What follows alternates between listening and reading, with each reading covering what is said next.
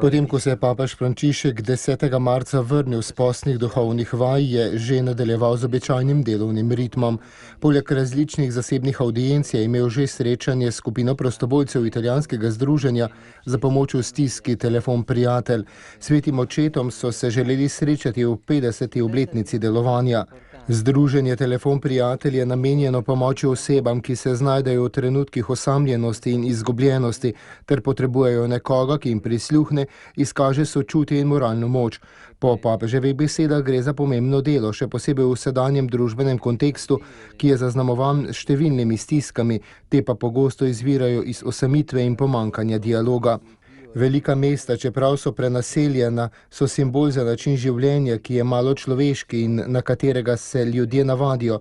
Razširjena brezbrižnost, vedno bolj virtualna in vedno manj osebna komunikacija, pomankanje trdnih vrednot, na katera bi se postavilo življenje, kultura imeti in kazati se. V takšnem kontekstu je nujno podpirati pogovor in poslušanje, je poudaril sveti oče in nadaljeval. Dialog omogoča, da se med seboj spoznavamo in razumemo potrebe drug drugega.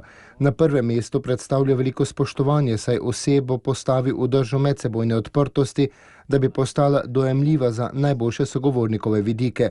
Poleg tega dialog je izraz ljubezni, če tudi ne spregleda razlik, lahko pomaga iskati in deliti z drugimi poti, ki vodijo k skupnemu dobremu. Preko dialoga se lahko naučimo videti drugega ne kot neko grožnjo, temveč kot božji dar, ki nas poziva in prosi, naj ga prepoznamo.